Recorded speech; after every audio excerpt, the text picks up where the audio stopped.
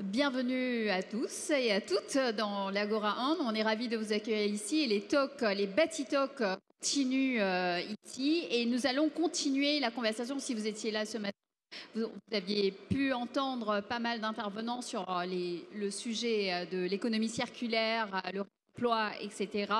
J'espère que ça vous a plu. Cet après-midi, nous allons parler de data.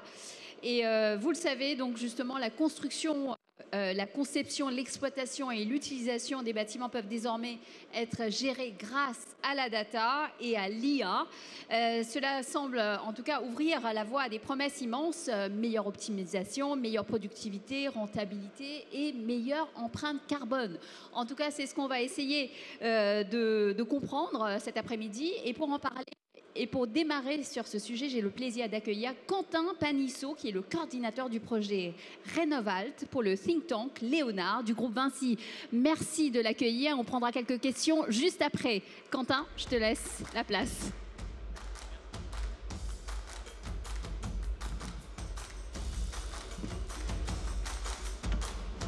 Bonjour à tous.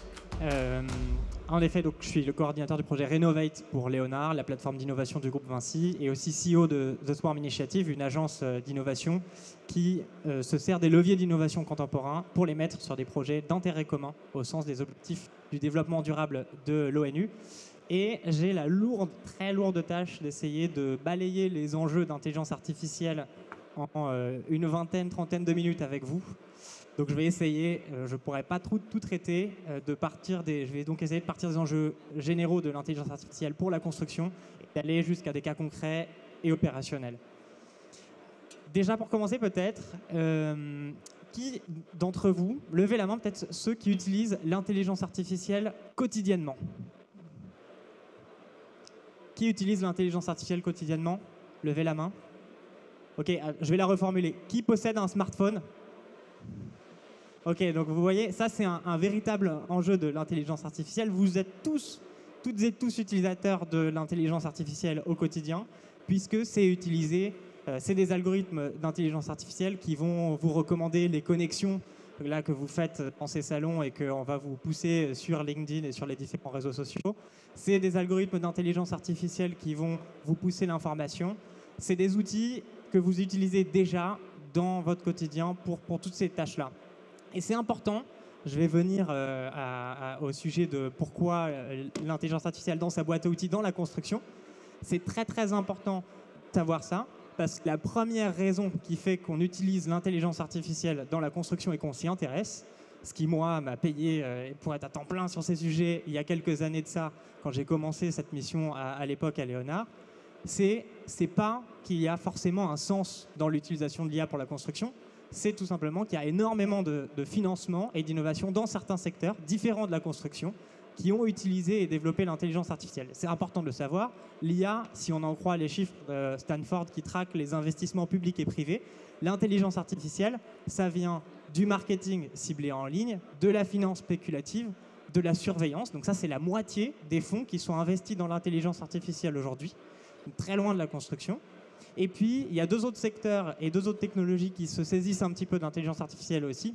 C'est les technologies du véhicule autonome, dans la mobilité donc, et le secteur de la santé, qui aussi investit un petit peu dans l'intelligence artificielle. Mais c'est important de le savoir, l'intelligence artificielle, ça vient d'autres domaines. Et donc, nécessairement, les directions stratégiques, les laboratoires d'innovation, les think tanks, tout le monde s'est posé la question, qu'est-ce qu'on peut faire avec ces technologies qui sont intéressantes, avec tous ces financements qui sont mis sur la table? Peut-être qu'il faut aussi s'y intéresser pour nos villes, pour les logements, pour les bâtiments, pour la construction en général. Donc la première raison, c'est pas forcément une raison de pourquoi mettre l'IA dans sa boîte à outils. Ce qui nous a amené ici fait pas forcément sens et vient pas d'un sens profond pour la construction. En revanche, quand on s'intéresse à qu'est-ce que c'est l'intelligence artificielle, ce qui s'est développé ces dernières années, que c'est intrinsèquement, là on commence à voir qu'il y a un intérêt, il y a des cas d'usage qui font sens. Alors, je ne vais pas me lancer dans l'exercice très compliqué de faire une définition de l'intelligence artificielle, vous en trouverez des dizaines différentes sur Internet. Et il y en a beaucoup de très justes, c'est une question peut-être de point de vue. Mais aujourd'hui, ce qu'on décrit quand on parle d'intelligence artificielle, c'est des algorithmes dans des logiciels qui vont réaliser des tâches en apprenant à partir d'un jeu de données. Par exemple, si on va dans le monde de la construction très concrètement, imaginons que j'ai un millier de photos de fenêtres, un millier de photos de portes, de balcons. Je vais ensuite être capable d'apprendre à un algorithme au travers d'un logiciel à faire un calpinage de façade qui va pouvoir me détecter, me mesurer, me compter toutes les fenêtres, toutes les portes, tous les balcons qu'on voit sur ma photo de façade. Et donc, c'est typiquement, alors ça, c'est un sujet qui est plus ou moins mature. On utilise l'IA pour détecter des choses sur des façades, souvent faire détecter des fissures sur des ouvrages, ça c'est quelque chose qui se développe beaucoup. Le calpinage de façade à proprement parler, imaginez qu'on ait un outil qui prenne une photo d'une façade d'immeuble et qui compte tout, qui mesure tout et qui transforme tout en maquette numérique, en plan. Pour l'instant, ce n'est pas quelque chose de mature. Mais voilà ce que l'intelligence artificielle permet de faire dans la construction. Donc ça, par exemple, ça fait sens. On peut imaginer d'autres logiques dans cette logique d'apprentissage. Si j'apprends à partir de milliers de données qui représentent la même chose et qui se répètent, par exemple, si j'ai des équipements techniques, des lots techniques de bâtiments ou même un parc d'éoliennes et que j'ai des données de consommation d'électricité, de maintenance et que j'ai quelques centaines de fois la même panne répète, et ben, je vais pouvoir apprendre à des algorithmes de détecter toutes les situations qui sont propices à ce que cette panne ait lieu dans le futur et faire ce qu'on appelle du coup de la maintenance prédictive. Ça aussi, c'est un cas d'usage qui fait sens dans le domaine des infrastructures quand on utilise l'intelligence artificielle. Vous voyez tout de suite la difficulté qui se pose. Déjà, par rapport à ce qu'on imagine sur l'intelligence artificielle, c'est des sujets très précis.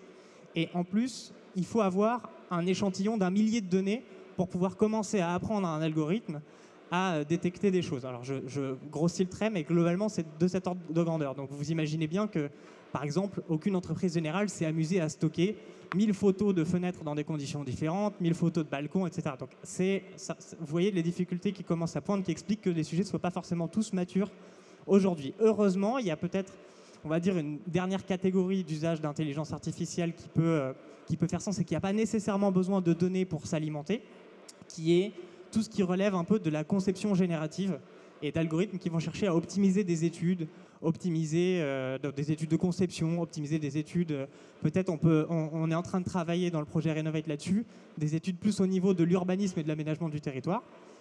On peut utiliser les algorithmes d'intelligence artificielle si on définit un environnement, par exemple un bâtiment avec des contraintes pour la construction du bâtiment ou un quartier avec ses données socio-économiques, ses données de mobilité, etc. Simuler une situation des milliers de fois pour qu'un algorithme apprenne à gérer un plan optimisé de conception, optimisé selon différents critères qui soient économiques ou environnementaux. Donc ça, c'est peut-être une troisième catégorie d'applicatifs d'IA qui sont en train de se développer et qui est toute neuve. Si vous voulez voir des exemples concrets et visuels, je vous encourage à aller voir les travaux de Stanislas Chailloux, qui est architecte et data scientist, qui a fait ce travail de générer des plans, des programmations de logement pour une surface donnée avec plusieurs algorithmes d'intelligence artificielle en chaîne. Vous verrez que c'est très visuel et que ça ouvre des possibilités énormes, mais aussi que ce n'est pas opérationnel. Aujourd'hui, il n'y a aucune solution qui va générer tout de suite le plan technique de conception de bâtiment. Et on est plutôt en train de s'attaquer à des verticales très précises, tel ou tel lot technique qui passe en premier, tel ou tel sujet vraiment spécifique. Et donc, une autre catégorie d'applicatifs, c'est tout ce qui est conception opérative. Donc ça, pourquoi on s'intéresse, pourquoi mettre l'IA dans sa boîte à outils? Parce qu'il y a des cas d'usage qui sont très intéressants et qui peuvent rapporter beaucoup en termes d'économie de ressources, en termes d'accélération dans des process, en termes de gains de productivité en général, ou même en termes d'économie de ressources d'un point de vue environnemental aussi. Et ça me permet de faire le lien avec autre chose qui fait sens aussi dans l'usage de l'intelligence artificielle dans le secteur de la construction, c'est que je pense que tout le monde sera convaincu du fait qu'on va de plus en plus vers des projets de construction qui ont de plus en plus de données d'entrée et d'objectifs différents. Il faut qu'on soit à la fois bon sur le volet économique parce qu'il faut que ce soit pas cher, il faut qu'on soit bon sur le volet environnemental parce qu'il faut que ce soit peu coûteux en ressources, il faut que ce soit adapté aux risques climatiques. Éventuellement, il faut que ça protège la biodiversité environnante. Il y a énormément de critères et de données qui arrivent en plus. Et donc, on s'imagine bien que si on essaye de faire des projets optimaux, on ne peut plus faire au bureau d'études un millier d'explorations potentielles. On ne peut pas leur demander, passe des jours et des jours à faire un scénario de projet qui soit super efficace d'un point de vue financier, passe des jours et des jours à faire un scénario qui soit le plus efficace d'un point de vue environnemental, et fais-moi 3 autres entre les deux. Ça, c'est très coûteux en termes de, ça prend du temps. Et on a tellement de travaux, par exemple, dans la rénovation à faire aujourd'hui, que de toute manière, on ne ferait jamais ça, puisqu'on est plutôt en manque de main-d'œuvre qualifiée. Et donc là, l'intelligence artificielle fait sens, puisque l'intelligence artificielle, au final, c'est des algorithmes, et on en avait déjà avant, on avait déjà des logiciels qui simulent, qui optimisent. Mais là, c'est des algorithmes qui permettent d'aller un peu plus loin, en prenant plus de sources de données hétérogènes en entrée et en ayant peut-être plus d'objectifs à aller optimiser en sortie. Et donc ça permet d'imaginer des solutions. On est en train de travailler là-dessus, donc avec le projet Renovate, dont je vais vous dire deux mots. On est en train de travailler à des solutions de conception, de pré-diagnostic, de plans de renouvellement urbain, de conception de projets de rénovation globale de logements, pour donc prendre en entrée toutes les données, toutes les informations dont ont besoin les bureaux d'études en analyse des risques climatiques, les bureaux d'études en travaux de rénovation, toutes les données dont ont besoin ces différentes expertises pour faire tourner des algorithmes d'intelligence artificielle qui génèrent des préconisations ensuite très concrètes de voilà, il est plus ou moins optimal à la fois économiquement et environnementalement de faire tel ou tel travaux de rénovation et d'être capable de resimuler, de refaire ces calculs plus vite si jamais on change un petit peu le cahier des charges. Donc, tout ça pour dire, troisième raison pour laquelle l'IA, c'est intéressant de la mettre dans sa boîte à outils, c'est que c'est un outil qui permet d'intégrer plein de données différentes face à plein d'objectifs différents et que le secteur est en train de se porter de plus en plus à ce sujet-là. Peut-être une quatrième raison d'intégrer, du pourquoi mettre l'IA dans sa boîte à outils, c'est les enjeux. Enfin, c'est que l'IA, c'est au final une technologie qui permet de créer des projets dans une logique plus collaborative et que on est dans un secteur qui a peut-être un défaut de trop siloter les métiers et les différents rôles de chacun dans la gestion, la construction des ouvrages. Et donc, par exemple, j'ai pas encore parlé de Renovate, j'ai juste mentionné jusqu'ici. Donc moi, je pilote pour Léonard un projet qui s'appelle Renovate, qui est une plateforme d'intelligence artificielle pour la rénovation. Et c'est un projet franco-allemand dont l'objectif, c'est de développer des solutions d'IA qui vont du financement jusqu'à la conception technique, proposer des solutions et permettre aux bureaux d'études et à chaque organisme, du bailleur social jusqu'au bureau d'études de l'entreprise générale, d'optimiser et d'aller plus vite dans la rénovation. Comment on peut faire ça? Par des algorithmes qui font des pré-diagnostics, qui proposent des scénarios optimisés, des algorithmes qui vont peut-être collecter de la donnée supplémentaire aussi. Mais surtout, en fait, ce dont on se rend compte, et c'est pour ça que je dis que l'IA, c'est en fait un levier qui permet de travailler tous ensemble, c'est qu'il y a un enjeu de enfin se poser les questions de celui qui prend la décision politique de dire on va construire tant de logements à celui qui le fait. Il y a énormément d'informations et de données qui sont partagées. Et donc, utiliser l'IA dans un tel projet, c'est aussi l'occasion de se poser et de dire quel est le socle d'informations dont on a tous besoin pour faire toutes nos études et tous nos travaux sur un bâtiment ou un ouvrage donné. Et ça a énormément de valeur. Rendez-vous compte, vous, tous ceux qui travaillent dans la construction ici, vous êtes probablement familiers du fait qu'on se rend sur place probablement plus de fois qu'il est nécessaire pour avoir des informations quand on cherche à rénover un bâtiment. Il y a un certain nombre de professions qui vont aller revérifier des choses, refaire un diagnostic, plein d'informations qui sont ressaisies dans des logiciels, des plans qui sont refaits, des maquettes BIM qui n'existent pas ou qui peuvent être refaites ou qui sont mises à jour. En fait, tout ça est très très siloté et donc l'intelligence artificielle, par la valeur que ces algorithmes apportent, c'est l'occasion de se mettre tous autour de la table et de dire bon bah quel socle d'informations on utilise tous pour le mettre tous en commun et comme ça, une fois qu'il y a une personne qui se rend sur place et qui va prendre une photo, la photo elle est stockée quelque part, quelqu'un d'autre, peut-être que le bailleur au départ a pris une photo que le constructeur va réutiliser ensuite.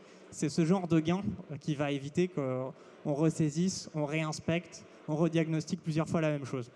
Donc ça, c'est un autre intérêt à l'intelligence artificielle, pas technique, mais qui est purement organisationnel en fait. C'est que ça permet de faire travailler différents acteurs ensemble.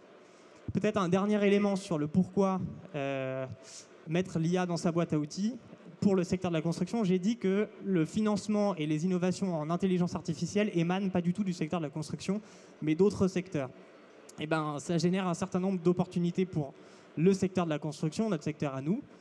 Ça génère plein de financements, d'appels à projets que des boîtes de la construction, dont tout l'écosystème peut se saisir au final. Vous avez par exemple des régions qui fournissent des accompagnements quasiment financés à 100% pour que des entreprises, des PME, puissent développer leurs propres solutions d'intelligence artificielle pour être plus compétitives. Vous avez des laboratoires de recherche qui travaillent avec des groupements de petites entreprises qui sont aussi beaucoup plus accessibles. Ça génère tout un tas de ressources en fait, qui permettent à nos entreprises de plus innover et d'être soutenues dans cette innovation-là. Donc il ne faut pas hésiter, à mon avis, en tout cas quand on travaille dans le secteur de la construction, à faire un petit peu de veille pour se dire qu'est-ce que moi aussi je pourrais faire avec ça, parce qu'au final ça permet de faire pas mal de choses. Donc comme je vous ai dit, par exemple avec Renovate, on permet de créer beaucoup d'interopérabilisation et de passerelles dans différentes phases de la rénovation, de projets de rénovation de logement entre différents acteurs. Ça au final rien de technique, l'IA n'apporte rien de technique là-dessus, c'est juste de l'organisation et de connecter des systèmes d'information. Eh bien ça a été permis parce qu'il y a un projet d'intelligence artificielle qui a été financé qui est cofinancé par les ministères de l'économie français et allemand, qui se sont dit c'est prioritaire pour nous d'avoir des leaders dans l'IA appliquée à ces sujets-là en Europe et de faire émerger tout ça. Donc on a un projet qui va aider la rénovation à se massifier et des grands acteurs à se transformer parce qu'il y a des financements sur l'intelligence artificielle. Et ce phénomène, je trouve qu'il est assez intéressant et de formaliser pour bien se dire, voilà, c'est un levier et ce n'est pas forcément du fait technique de l'IA. Donc voilà, sur les raisons peut-être sur le pourquoi intégrer l'IA à sa boîte à outils. Maintenant peut-être quelques mots sur le comment faire. Est-ce qu'il y a des gens ici qui utilisent l'IA pour l'activité de construction, qui utilisent un outil d'intelligence artificielle pour ça? Vous? Ok. Bon, très peu a priori. Donc c'est qu'il y a quand même une question de comment on adopte ces solutions qui se posent et aussi de l'absence de beaucoup de solutions matures dans le sujet. Et donc si jamais vous vous intéressez à l'IA, moi je pense qu'il y a d'abord un travail d'identification de ce que vous pourriez en faire qui est très important. Si vous pensez qu'il y a des usages de l'IA que vous pourriez avoir dans votre structure, il faut prendre le temps de se dire comment est-ce que je peux utiliser toutes ces choses qui font de la prédiction, de la détection, du traitement de données. Qu'est-ce que ça veut dire pour moi en termes de conduite du changement pour acquérir et structurer la donnée? Est-ce que c'est faisable? Est-ce que ça va suffisamment apporter en termes d'impact économique, environnemental, au final peu importe, pour justifier l'investissement que ça représente? Parce qu'il faut quand même bien avoir conscience qu'on parle au minimum de dizaines de milliers d'euros quand il faut expérimenter une nouvelle technologie d'IA quand on développe. Et donc pour une petite entreprise générale, par exemple, qui déjà n'a pas trop la culture du numérique, c'est un investissement conséquent. Il y a toute une galaxie de possibles. Comme je disais, il y a des appels à projets qui peuvent soutenir, il y a se mettre en partenariat avec des laboratoires de recherche, il y a des startups qui ont développé des solutions très précises que ça ne sert à rien de redévelopper à nouveau et qu'il faudrait prendre sur l'étagère, mais il y a un travail d'intégration à faire. Donc au final, un très fort travail d'identification d'opportunités et d'études à faire en amont.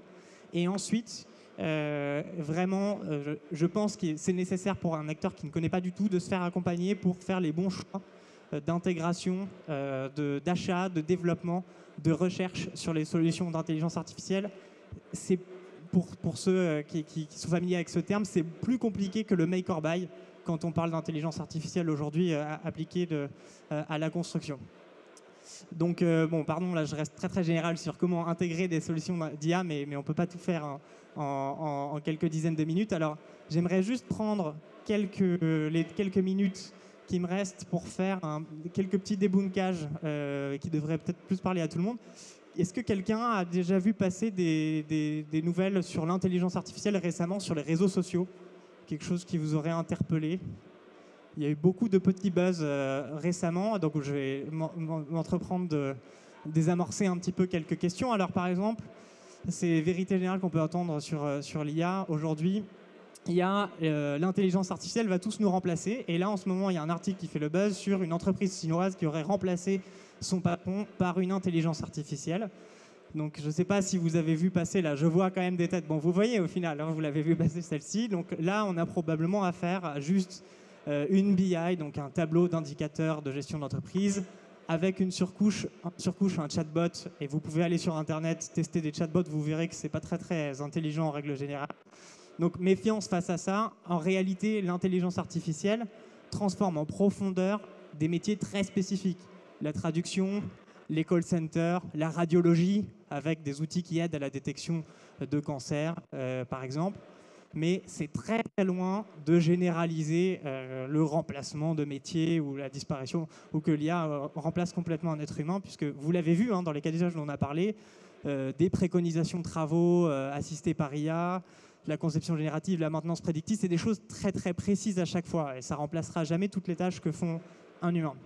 Peut-être un deuxième sujet de débunkage.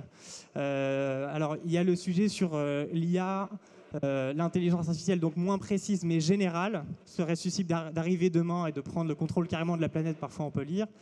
Donc ça, pareil, c'est toujours un phénomène de médias qui extrapole beaucoup de papiers de recherche. Sur le sujet de les technologies d'IA qu'on a aujourd'hui, sont-elles capables d'atteindre un niveau d'intelligence générale, donc qui dépasse celui de l'être humain, le plus proche qu'on ait pour aller sur ces sujets-là, c'est des chercheurs qui ont dit que peut-être il est possible qu'avec les concepts qu'on a inventés aujourd'hui et la hausse des capacités de calcul et de traitement des données, de stockage des données des dizaines de prochaines années, on serait capable de faire une IA générale qui aurait une intelligence suffisante pour penser comme nous sur des problèmes très très larges. Donc on en est très très loin, parce que c'est une poignée de chercheurs qui a dit que les concepts suffiraient peut-être et non pas un consensus scientifique. Donc ça, pareil, c'est à débunker aussi. Et peut-être un dernier sujet, c'est celui de l'IA et l'énergie et l'empreinte environnementale en général, qui est un vrai sujet. L'entraînement d'algorithmes d'IA, ça peut être parfois extrêmement énergivore, notamment quand on entraîne un algorithme à reproduire un certain nombre de tâches à partir de toutes les données qu'il y a sur Internet. C'est plus ou moins ce qui a été fait par des gros modèles d'intelligence artificielle. Et pour vous donner un exemple, il y a l'algorithme AlphaZero qui a produit un algorithme d'IA, un logiciel qui est le meilleur du monde en termes de jeux d'échecs ou jeux de Go. Et je crois qu'il y a une boîte qui a développé plusieurs IA comme ça qui battent les meilleurs joueurs du monde au Go et aux échecs. Bon, j'avais fait les calculs, je crois que pour le AlphaZero appliqué au jeu de Go, c'est la consommation énergétique d'un village de 50 habitants qui a été utilisé pour entraîner le modèle. Donc, ça consomme beaucoup en termes d'énergie. Ça peut aussi faire économiser énormément de ressources, notamment appliquées au bâtiment. Le moindre pourcentage gagné avec des petits algorithmes, ça a un énorme impact positif pour l'environnement. Néanmoins, la question quand même se pose, faut-il utiliser la consommation énergétique de 50 habitants pour avoir de manière infinie, pour avoir à jamais le meilleur joueur de Go de tous les temps? Et ça, c'est des questionnements qui, évidemment, ne sont pas posés quand ce projet a vu le jour, mais qui sont très, très intéressants d'un point de vue impact environnemental de l'IA. Mais mon opinion par rapport à ça, pour terminer là-dessus, c'est que aujourd'hui, on se concentre un peu trop sur le coût énergétique de l'IA, là où très rares sont les projets suffisamment gros pour avoir beaucoup de coûts environnementaux, alors qu'il y a un énorme potentiel d'usage de l'IA pour l'environnement. Et le bon combat à avoir, même s'il n'y a pas de bon et de mauvais combat, ce serait faire plus d'utilisation de l'intelligence artificielle sur les sujets environnementaux et peut-être moins à des fins de marketing ciblé, de surveillance et de finances spéculatives. Voilà, et un dernier sujet sur lequel je ne m'attarderai pas du tout, c'est juste de dire la dernière fake news à débunker, c'est évidemment l'IA, c'est pas pour moi. J'ai eu la chance d'accompagner parfois des entrepreneurs et des développeurs de projets d'IA qui n'étaient pas du tout du numérique et qui ont dû apprendre à coder pour faire. Notamment, il y en a un que vous retrouvez sur un des stands du Stallon, que je peux vous présenter si vous voulez, qui partait d'un master d'archéologie et qui a développé sa propre solution tout seul en partant de zéro et sans savoir développer à la base.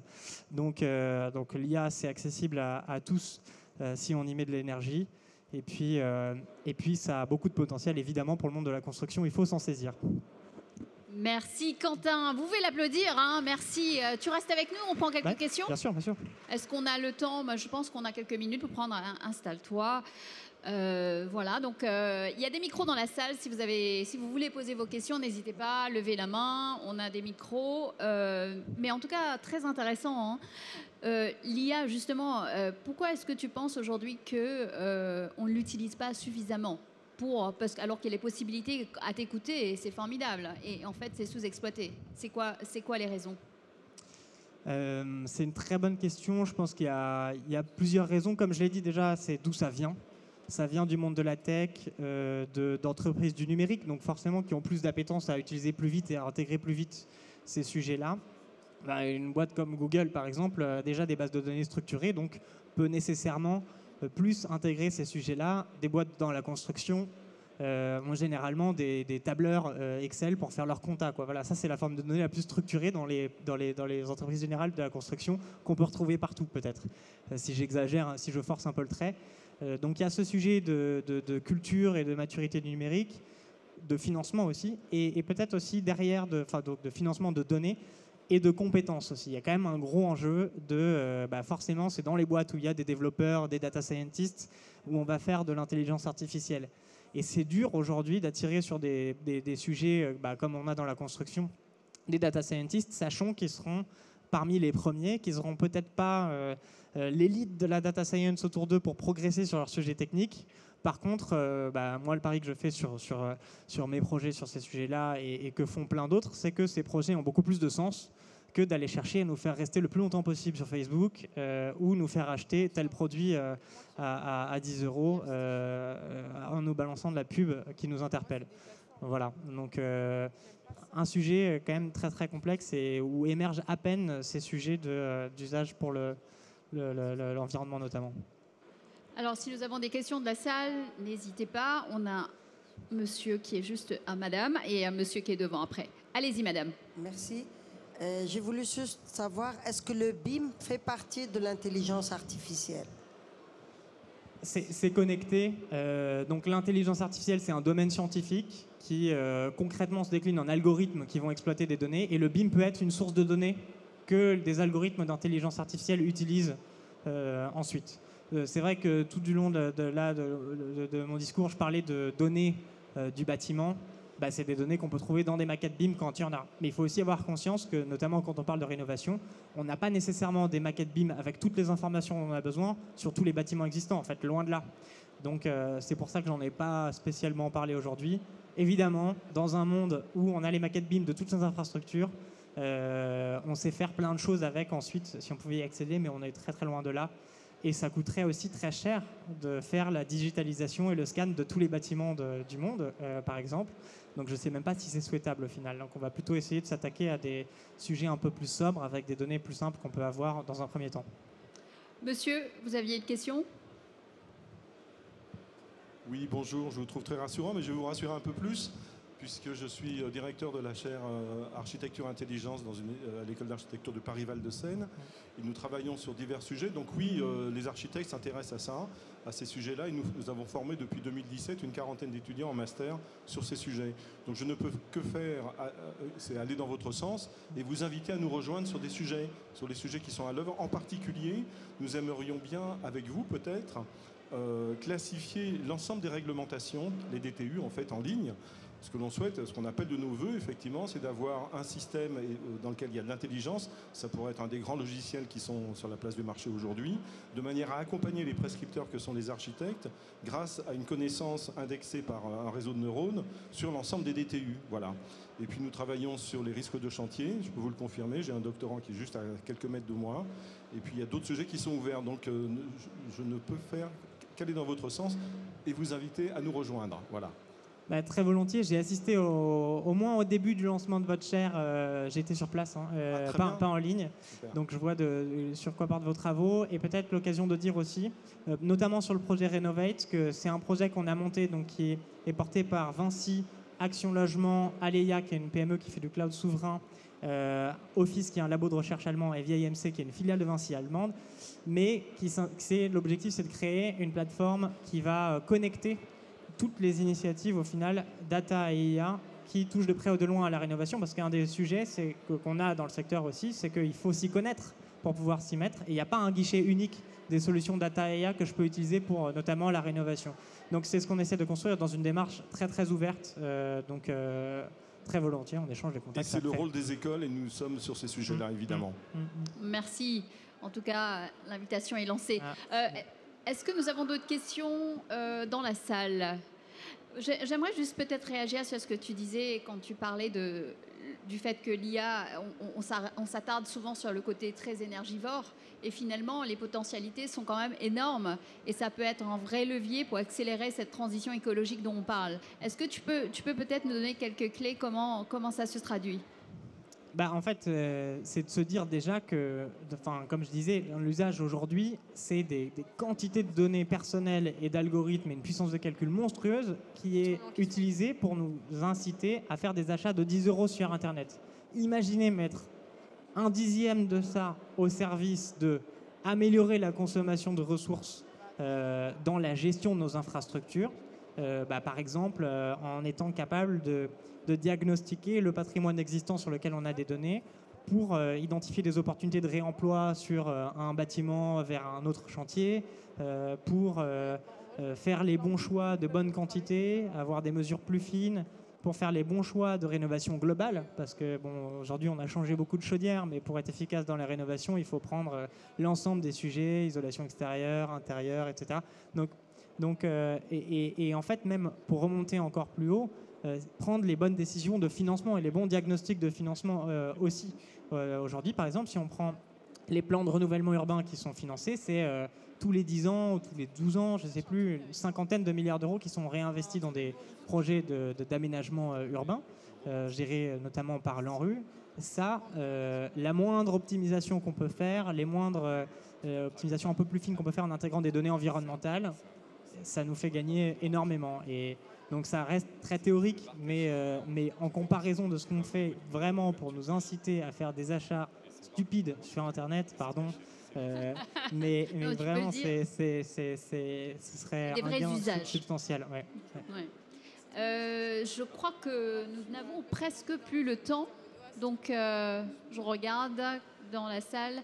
Mais en tout cas, si vous voulez continuer la discussion, n'hésitez pas. Quentin, il n'est pas parti, donc vous pouvez continuer l'échange après. Quentin, merci beaucoup d'être venu et de nous avoir éclairé sur ce sujet passionnant. Merci en tout cas, et on va continuer à suivre ça avec beaucoup d'attention. Vous pouvez l'applaudir. Merci beaucoup.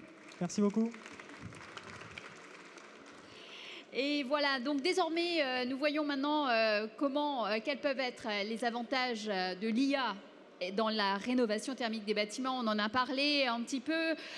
Qu'en est-il des données urbaines? Comment leur collecte et leurs analyses peuvent nous aider à créer des environnements plus durables? Nous allons continuer cette discussion et pour cela, j'ai le grand plaisir d'accueillir sur scène Hubert Béroche et Nicolas Sénémo. Merci de les applaudir.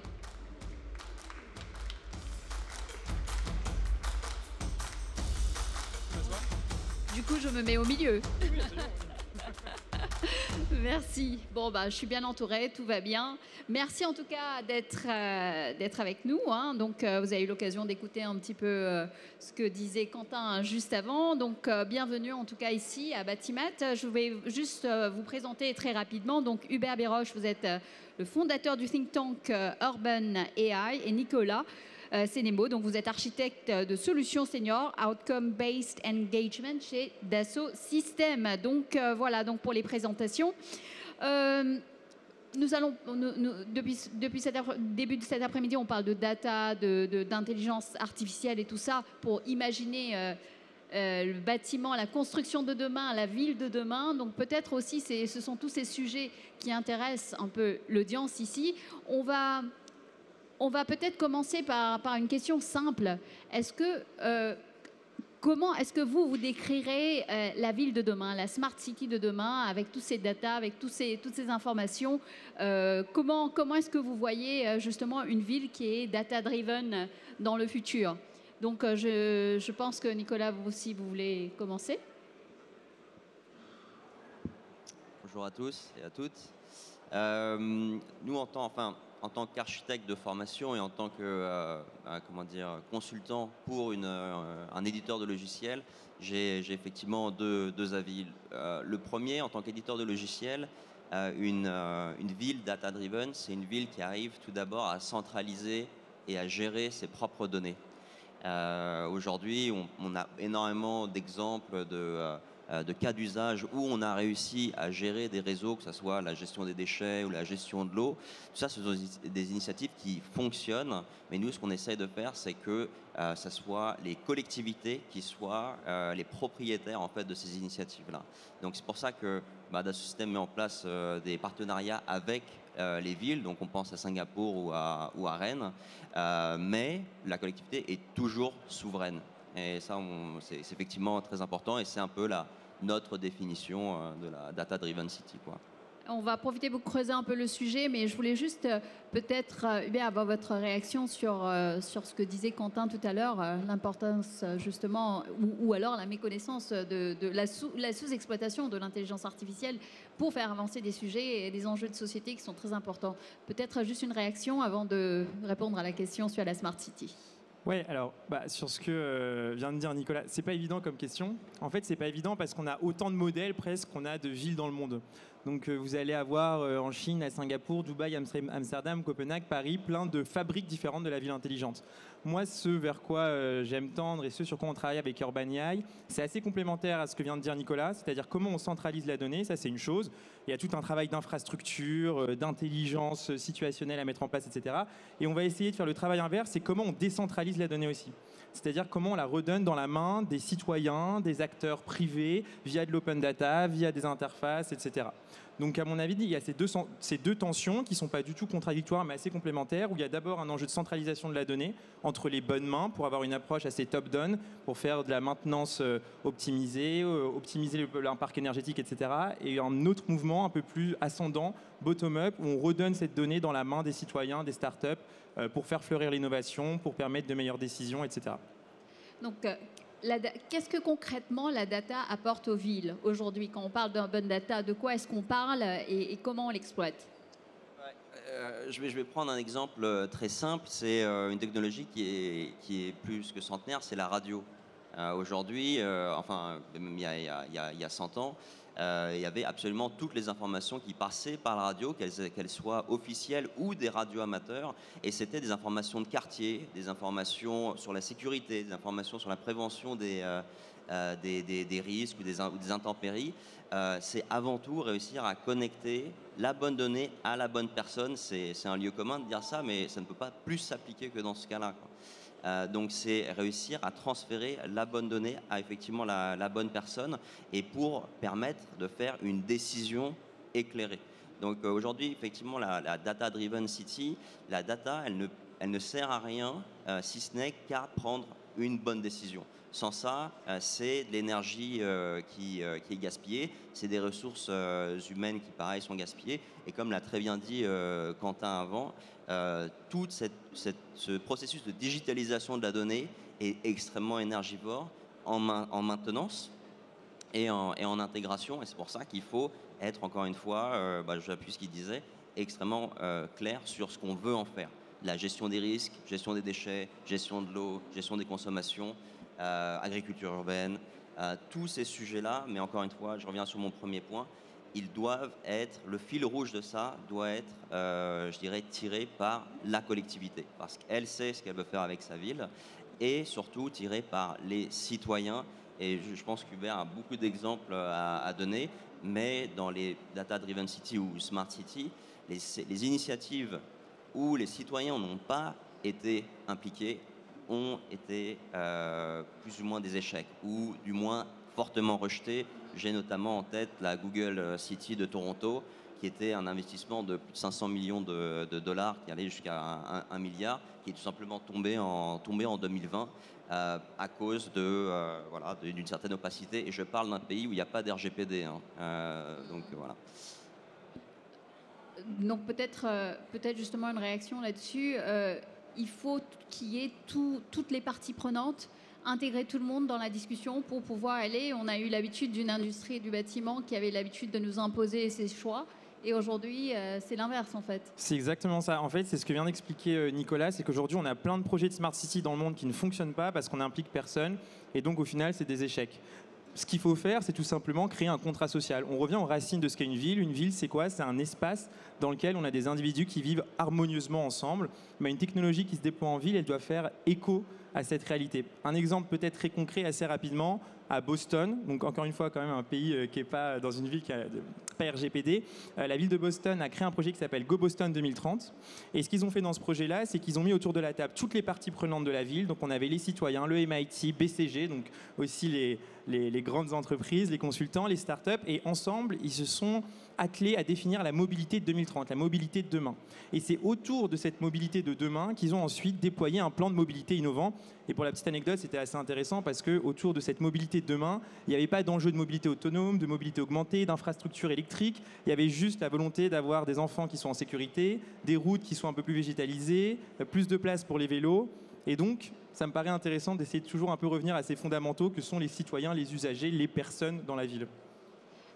Justement, Nicolas, tu mentionnais RGPD, donc nous, ici en Europe, c'est vrai qu'on est familier, mais est-ce que ce n'est pas un frein justement parce qu'on ne sait pas comment est utilisée la data? Peut-être c'est un peu ça la question de se dire, est-ce que les citoyens qui sont là, ils ont envie de partager ces datas pour, même si c'est pour améliorer la ville de demain ou accélérer la transition énergétique ou écologique, mais voilà, donc c'est un peu la... On ne comprend pas bien le sujet, peut-être. Non. Enfin, est-ce que la RGPD est un frein à ce genre de développement comme Google City? Je ne sais pas. Moi, j'aurais tendance à dire que oui, parce que ça crée un vrai pushback des populations. Mais je veux dire, le processus démocratique des smart cities est absolument nécessaire, mais c'est vrai qu'il prend un temps qui est extrêmement long. Et d'ailleurs, j'avais noté une anecdote très marrante. C'est à l'université de Newcastle où un professeur d'université avait voulu juste poser un sensor sur un lamppost, pardon, un lampadaire, pardon, un lampadaire. Alors pour un senseur, il y a eu 3 comités de créer, 9 meetings, 8 visites de site, 5 ingénieurs, 350 mails et 45 personnes impliquées. Donc ça, on parle d'un senseur. Donc imaginez à l'époque, à l'échelle d'une ville, où on va vouloir créer des initiatives citoyennes. On peut, et en fait, il faut vraiment se poser cette question de comment est-ce qu'on est capable aussi de ne pas tomber dans un certain immobilisme, parce qu'il y a indéniablement un besoin de digitaliser les villes, les process, les réseaux pour une meilleure mobilité, un meilleur accès aux services, etc. Mais je dirais que c'est le challenge de notre décennie, quoi. Et justement, pour les usages de l'intelligence artificielle, c'est aussi un sujet, un enjeu pour vous. Oui, totalement. Juste pour revenir sur ce que disait Nicolas, je trouve que c'est hyper intéressant parce qu'en fait, on a un gouffre entre une bureaucratie qui va essayer de s'emparer, selon certaines règles, parfois absurdes, d'une technologie, et en fait, ça donne un non-sens, et une réalité socio-urbaine où nous, citoyens, en dépit de réglementations qui paraissent plus ou moins solides, on n'a pas conscience de ces capteurs. C'est-à-dire que moi, par exemple, pour venir ici, il y a plein de données qui ont été récoltées sur moi entre le moment où j'ai pris mon Vélib, des caméras de surveillance, des capteurs, etc. Et je n'ai absolument... donné ton accord. En fait, j'ai pas je ne sais pas, en fait. Je ne sais pas. Et en fait, c'est ça qui est arrivé avec l'espace urbain, c'est que c'est une forme de Far West.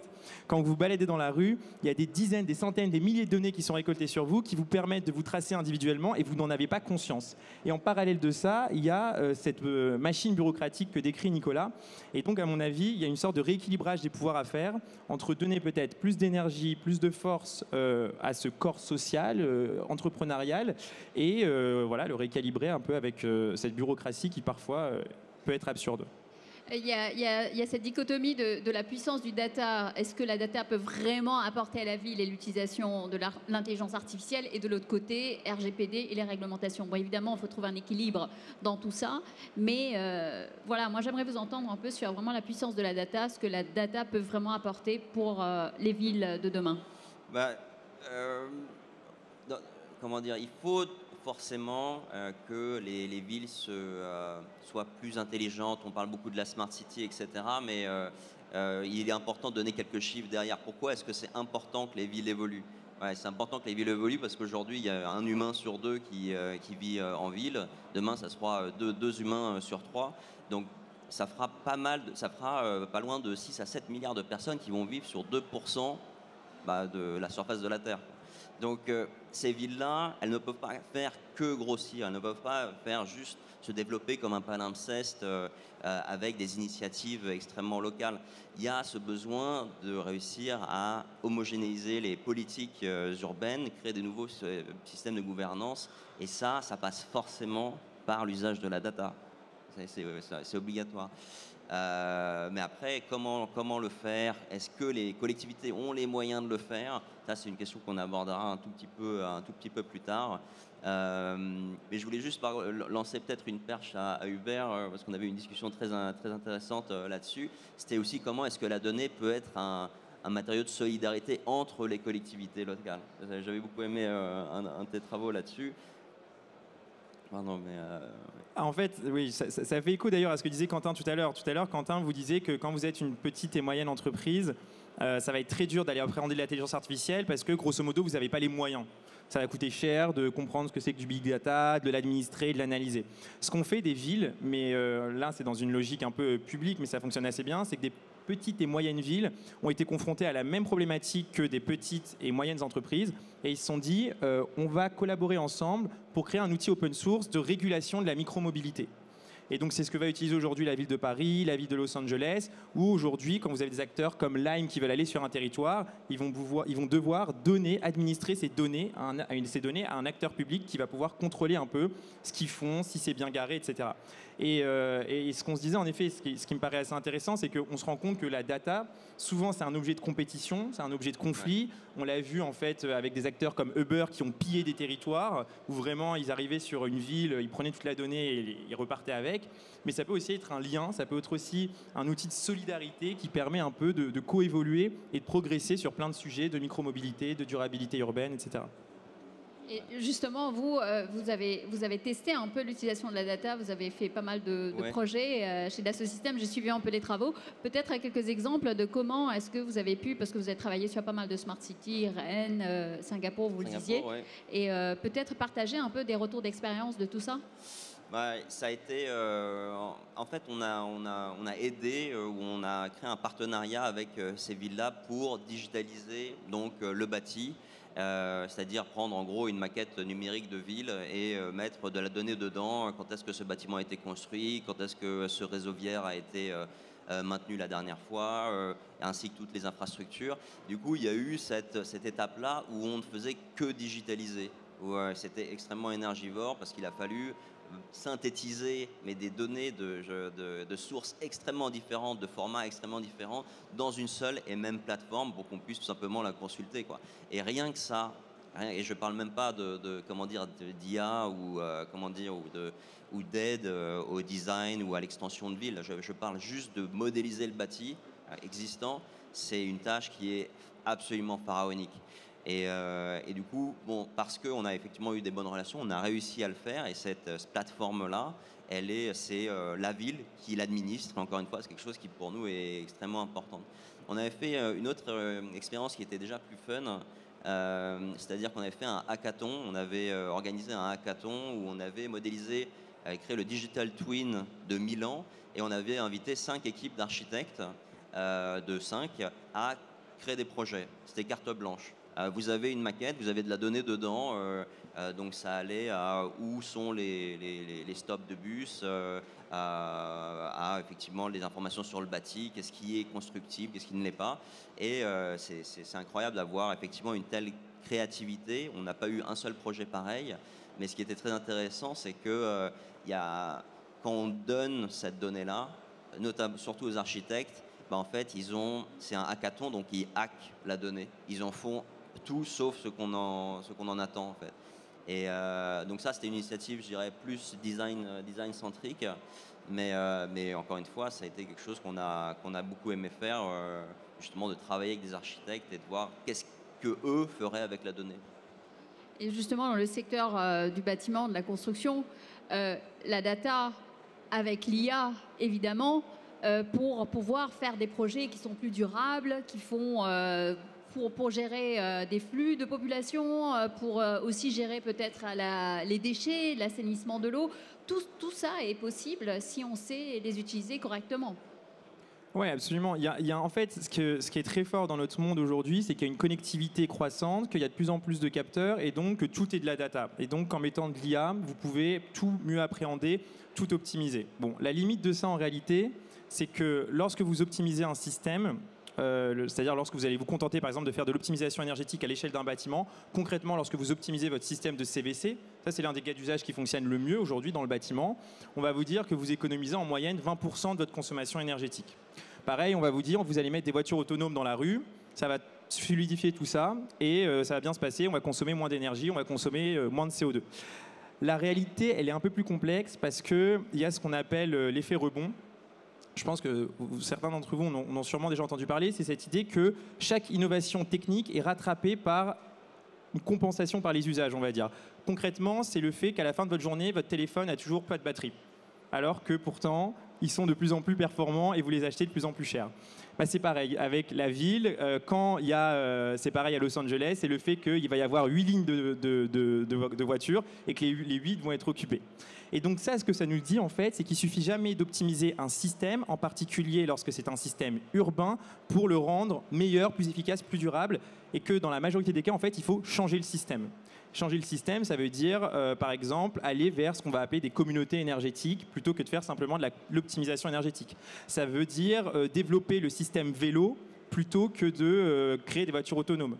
Et mettre de l'IA au service des vélos, c'est pas faire des vélos autonomes, c'est avoir des infrastructures qui vont pouvoir être plus résilientes pour accueillir des vélos, etc., etc. Donc, ça fait jamais l'économie de la pensée, et c'est ça qui est passionnant, c'est qu'en fait, ça nécessite toujours de faire un travail un peu territorialisé pour comprendre comment j'utilise l'IA au service de nouveaux systèmes. Alors justement, concrètement, on est en train de collecter de la data. On va centraliser toutes ces différentes couches d'informations sur ce qui existe déjà, les bâtiments, les constructions, etc. Si on voit à l'échelle d'une ville, ça peut être les flux de piétons, ça peut être les transports publics, ça peut être vraiment plein de choses. On a vu dans certains endroits dans le monde, comme en Asie, ils utilisent beaucoup de la data. Bon, quelquefois, ça fait même un peu peur. Mais à l'échelle d'une ville, quelle est la limite? Jusqu'où on peut aller pour collecter ces données pour rendre justement la ville efficace, même si le but est quand même noble, mais bon, il y a quand même des choses qu'on doit vérifier et verrouiller pour ne pas tomber dans des pièges. Quel piège as-tu en tête? Justement, le fait de capter toute cette donnée. Oui, non, mais en fait, c'est intéressant ce que vous dites parce que Sidewalk Labs avait identifié le même problème que vous. Donc, eux, ils ont payé des dizaines de millions de dollars pour en arriver à cette conclusion. Dire, en gros, le problème dans la ville, c'est que... J'ai pas d'intelligence artificielle encore. Pas encore. Faut se méfier avec Musk, hein, ils essayent de... toujours est-il que Sidewalk Lab a identifié l'un des problèmes clés en ville de dire on est dans un espace public, c'est ce que vous disiez tout à l'heure, vous vous baladez en ville et on va capter des données sur vous sans que vous le vouliez. Le problème de ces données, c'est qu'elles sont extrêmement sensibles, c'est-à-dire que alors c'est des chercheurs de Stanford qui ont fait ça, simplement en analysant votre langage corporel, dans 85% des cas, ils ont été capables de connaître l'orientation sexuelle des personnes qui étaient analysées. Bon. C'est un exemple. À Séoul, là, je dis ça quand vous savez que dans des pays comme l'Arabie Saoudite, où ils utilisent énormément d'IA, c'est interdit d'être homosexuel. Vous voyez tout de suite une dérive qui est possible. À Séoul, par exemple, on va utiliser de l'analyse de langage corporel aussi pour identifier un individu qui est jugé comme déviant. Et donc, en fait, tout ça, ça pose des problèmes éthiques. Et donc, ça veut dire quoi? Ça veut dire que certes, il faut avoir des comités éthiques, etc. Mais surtout, à un moment, il faut faire des contrats sociaux. Il faut impliquer les citoyens dans la boucle. Il faut avoir des systèmes de contre-pouvoir, de régulation. Parfois, c'est ce qu'on appelle des fiducies de données. Très sincèrement, on se cherche encore sur ces sujets-là. De manière très localisée, à l'échelle de communautés, il y a des belles initiatives qui commencent à fleurir. À Amsterdam, à Toronto, Montréal, Nantes. Mais à une échelle, on va dire, plus globale, c'est vraiment un sujet sur lequel on avance à tâtons parce qu'on en est au tout début, en fait, de cette ère-là. C'est un sujet, Nicolas? Non, j'allais juste effectivement rebondir sur le fait que là, quand on parle de Smart City, il y a un côté très générique. Car on connaît la Smart City de New Songdo en Corée ou de Masdar, c'est à Abu Dhabi, je crois, c'est ça, Masdar. Mais en fait, il y a tellement de particularismes régionaux qui existent et qu'on ne peut juste pas contourner. Donc effectivement, en Corée, il y a une espèce d'acceptation tacite du don de la donnée, ce qui fait que on sait que les Coréens ils sont plus ou moins effectivement d'accord dans certains cas de faire de la reconnaissance faciale, ce qui est absolument interdit par exemple au Royaume-Uni. En France par exemple, il y a eu un énorme pushback sur Linky. Vous vous souvenez de ce petit connecteur là? Donc ça, c'est encore un petit particularisme parce que voilà, il y avait une espèce de réticence. Et puis pour revenir à Google City, il y avait le particularisme, c'était que notamment que le développement urbain de cette Smart City empiétait sur les terrains de ce qu'on appelle les Premières Nations.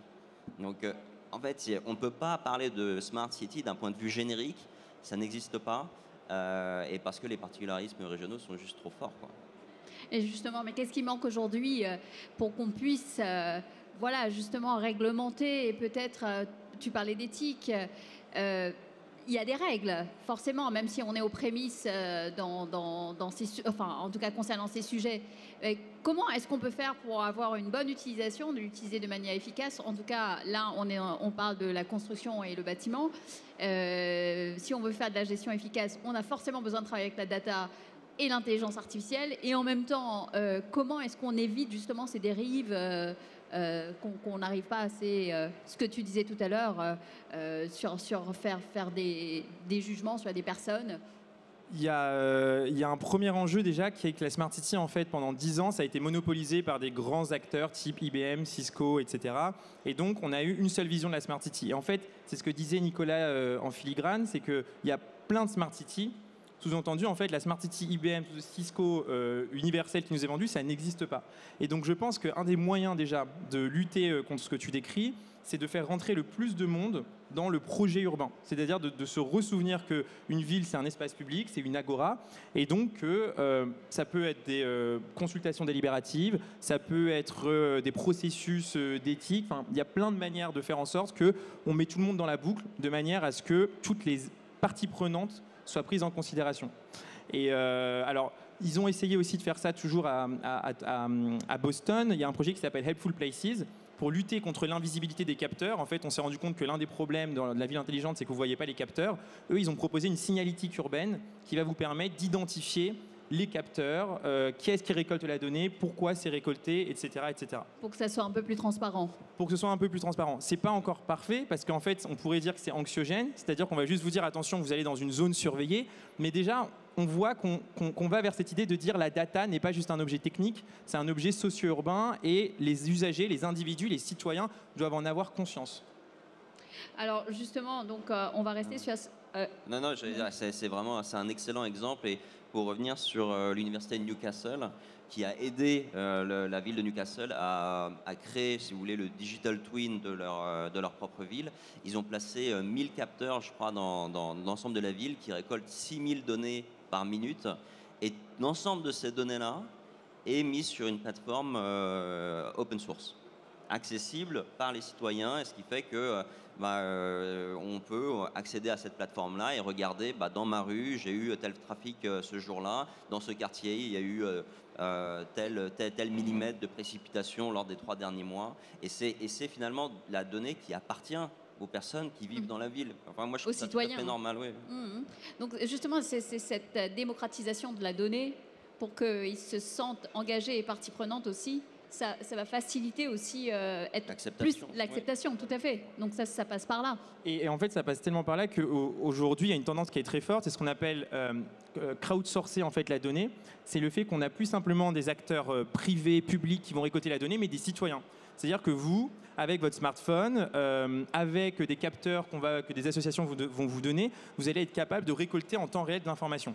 Pourquoi c'est intéressant? Parce que déjà, ça montre qu'il y a un niveau de maturité, c'est-à-dire qu'on redescend vers le citoyen, on comprend qu'on doit l'inclure dans la Smart City. 2, parce que pour les usagers, les citoyens, ça devient un objet de revendication. C'est-à-dire que quand vous voulez montrer qu'il y a des problèmes de pollution de l'air, vous avez certaines villes en Europe, même en France, qui vont refuser d'installer des capteurs de pollution de l'air. Pourquoi? Parce qu'à partir du moment où on vous dit qu'il y a énormément de particules de CO2 dans votre rue, la municipalité est contrainte d'agir. Et pour détourner un peu cet effet-là, on a des citoyens qui vont eux-mêmes récolter de la donnée, l'administrer, la data visualiser et pouvoir l'utiliser comme outil de revendication citoyenne et civique. Donc c'est ça aussi qui est intéressant de se dire, c'est qu'on peut hacker la donnée pour réclamer plus de pouvoir aussi, quoi. Alors, la plupart des exemples que vous avez pris, on parle d'Asie ou des États-Unis, mais en France, lorsque vous parlez aux collectivités, au pouvoir public, je ne sais pas si vous avez l'occasion de le faire, en tout cas, quelle est la réaction des villes sur ces sujets de data et de l'IA? Je vais parler d'une manière générale, mais c'est, comment dire, avant tout, les collectivités n'ont pas toutes les ressources, les moyens de justement faire ce qu'on vient de dire, centraliser la donnée, modéliser les bâtis et surtout faire la maintenance. Et comme a dit Quentin juste avant, ça leur paraît effectivement loin. Alors que là, on ne parle même pas d'IA, on parle juste de digitalisation. Mais aller demander à la ville, j'en sais rien moi, j'allais dire Chambéry et Grenoble, mais ce sont des villes en fait relativement avancées. Mais une plus petite ville, elle n'a juste absolument pas les moyens de faire cette centralisation de données-là, de faire les bonnes ouvertures, de donner les droits d'accès et de faire surtout la maintenance, qui est juste, voilà, en tant qu'éditeur de logiciels, je sais effectivement ce que ça coûte en termes de ressources humaines et financières, ce qui fait que moi, j'entrevois un peu à l'avenir, effectivement, plus de partenariats bénéfiques entre tech, enfin boîtes de tech et collectivités pour réussir à les aider à monter effectivement en compétences. Aujourd'hui, très peu sont les villes qui ont des postes de data scientist ou de développeurs ou de programmeurs parce que effectivement, il y a un gap aujourd'hui qui n'est pas que sur ce sujet-là, mais il y a un gap assez creusé entre la technologie qui est disponible ici, là vous pouvez acheter tout un tas de logiciels, la technologie qui est disponible et les compétences qui existent aujourd'hui pour les utiliser. Ce gap-là, il est absolument grandissant. Et la question, c'est comment est-ce qu'on va réussir à le réduire pour faire en sorte que les villes réussissent à se digitaliser. Hubert, peut-être une réaction. Comment est-ce qu'on s'approprie justement tous ces outils? Peut-être, juste pour rebondir très rapidement sur ce que tu disais, Nicolas, à mon avis, il y a aussi un problème qui est technologique, qui est intrinsèque à l'intelligence artificielle, qui est qu'on a des IA qui ne sont pas du tout intelligentes, c'est-à-dire qu'elles ont besoin de 900 000 photos d'un chien pour reconnaître un chien. Et donc ça, évidemment, quand vous êtes une petite collectivité, que vous êtes en fait une institution à échelle humaine finalement, et que vous avez besoin de récolter littéralement plus de données qui n'existent d'habitants pour faire fonctionner un modèle, donc il y a une aberration. Donc ça veut bien dire qu'on n'en est qu'aux prémices d'une nouvelle technologie qui est l'IA. On a une direction qui est prise par des géants comme Google, Meta, parce que ça les arrange, qui est de dire on va de plus en plus vers le big data. Et puis on a d'autres personnes qui ont une pensée un peu alternative, qui se disent ah mais est-ce qu'on n'essaierait pas de fonctionner avec moins de data ?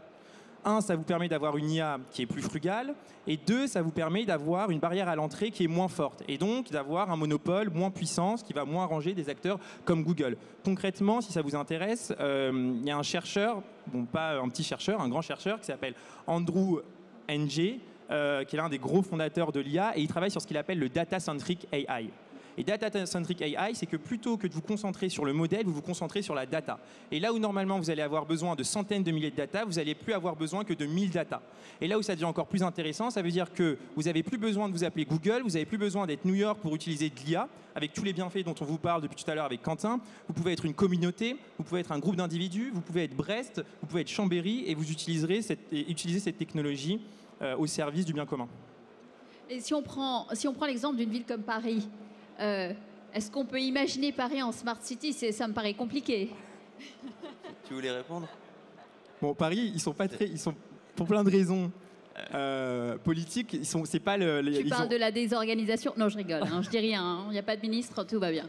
Non, mais disons que Paris ne s'aventure pas vers une voie ultra high-tech. Et en même temps, c'est pas une mauvaise chose de dire, encore une fois, chaque ville, chaque collectivité a le droit de déterminer les technologies qu'ils veulent utiliser. Et Paris est aussi dans une très bonne logique de dire, nous, notre imaginaire vers lequel on va, c'est celui de la frugalité, c'est celui du low carbone. Ce qu'on pourrait éventuellement reprocher parfois, c'est d'opposer high-tech, du low-tech, c'est celui du low-tech. C'est d'opposer high-tech à low-tech.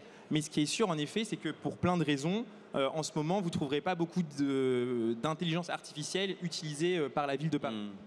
Ouais. Non, et c'est tout à fait vrai. En plus, on peut vraiment se poser la question, est-ce que l'intelligence artificielle va nous aider à mieux construire? Et je dis ça parce que dans le cas de Paris, j'avais rencontré une boîte qui avait réussi par l'intermédiaire de l'IA à détecter toutes les zones qui étaient encore constructibles, c'est-à-dire voilà, tous les bâtiments qui n'étaient pas au maximum de la hauteur.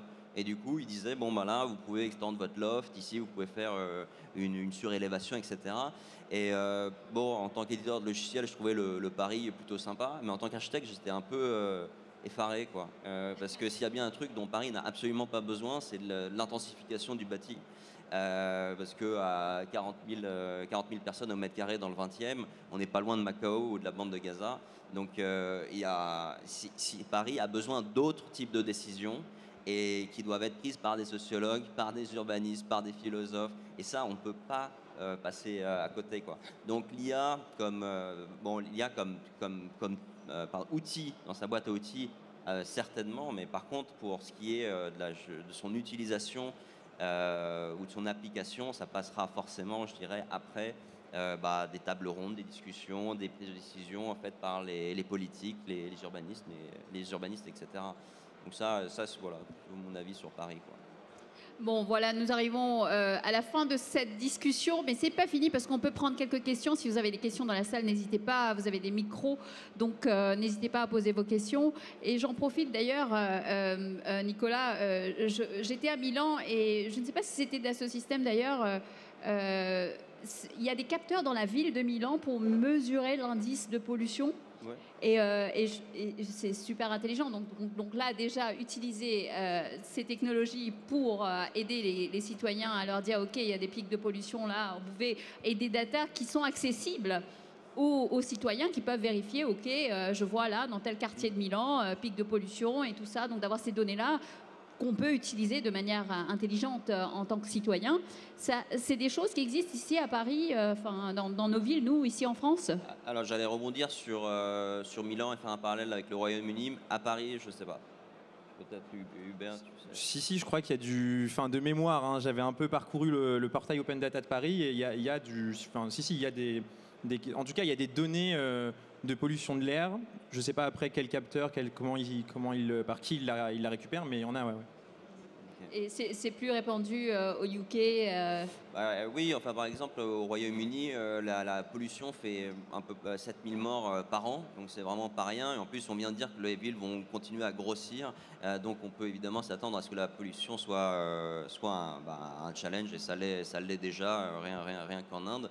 Donc effectivement, moi je trouve qu'un schéma qui marcherait, ça serait un schéma où les collectivités mettent en place les sensors, donnent accès à la donnée, réussissent à la maintenir, et qu'il y ait peut-être des citoyens un peu hackers qui tout simplement prennent ces données-là et pourquoi pas créer une appli qui pourrait être téléchargeable, payante ou pas, et qui permettrait de donner les bonnes alertes au bon moment, ou effectivement gérer et digérer cette information qui, comme on vient de le dire, les collectivités ne peuvent pas vraiment faire, quoi.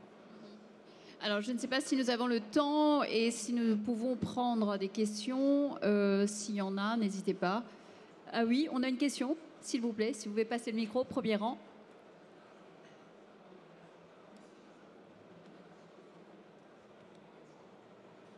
C'est pas allumé? Si, c'est allumé. Je vais me déplacer. Ça va être plus simple. J'arrive à vous. Bonsoir. J'avais une petite question en fait par rapport à la ville de Paris, où on voit qu'il y a, avec le métro par exemple, qui est une grosse infrastructure qui certes a été à un moment donné une grosse évolution, mais qui rend quelque part la vie un peu lourde et où on dépend finalement de l'énergie. Donc est-ce que l'IA, est-ce qu'on sait aujourd'hui à peu près quelle pourrait prendre la place de l'intelligence artificielle dans le développement des villes, du point de vue de la frugalité et de la dépendance qu'on peut avoir d'un point de vue énergétique et de résilience pour les villes? Merci. On peut ouvrir un nouveau panel avec cette question. Non, c'est une très bonne question. C'est très dur de donner une réponse un peu universelle, parce que c'est ce qu'expliquait Quentin tout à l'heure. En fait, ce qui va faire que votre modèle d'IA consomme plus ou moins d'énergie, c'est le nombre de données que vous allez agréger et calculer. Donc ça, c'est vraiment très dur. Mais en tout cas, là, vous avez une bonne intuition ou une bonne connaissance, c'est de dire plus on va mettre de l'IA et plus on va consommer de l'énergie. Je crois que la part du numérique dans les émissions de CO2, je crois que c'est 6%. Il me semble, en tout cas ça ne fait que grandir, donc c'est clairement pas que immatériel. Et ensuite, la deuxième question, c'était sur la résilience. Normalement, ce qu'on essaye avec l'IA, c'est ce qu'on veut vous promettre souvent, c'est plus de résilience ou de la fragilité, c'est-à-dire la possibilité de reconfigurer un espace urbain, pas forcément à l'identique, mais en tout cas de faire en sorte qu'il absorbe un choc.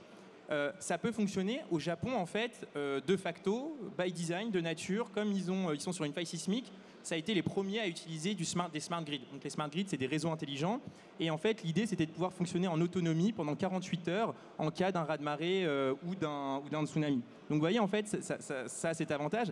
Le point négatif, le revers de la médaille, c'est que ça vous offre une autre vulnérabilité qui est cybernétique, en fait. C'est que du coup, vous avez une autre fragilité où si vous ne sécurisez pas votre réseau, eh ben on va pouvoir virtuellement prendre en otage un hôpital, des gens dans un taxi. Hein, je cite un hôpital parce que ça a déjà été fait en France. Donc, vous voyez, en fait, il y a un pour et contre à bien peser. Merci en tout cas pour la question et nous n'avons malheureusement plus le temps, mais bon, écoutez, je pense que vous pouvez continuer la conversation après nous. En tout cas, on applaudit très fort Hubert Béroche et Nicolas Sennemo. Merci d'avoir été avec nous cet après-midi. Merci beaucoup pour cette discussion passionnante. Donc,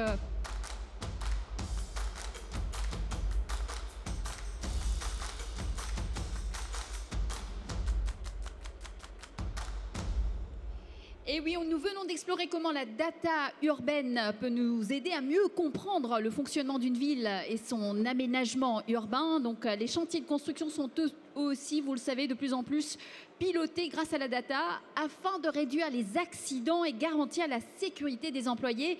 Et c'est justement la thématique qui va suivre dans quelques secondes. Et pour cela, j'invite Paul Dufil à me rejoindre sur scène. Merci de l'applaudir. Bonjour Paul. Bonjour.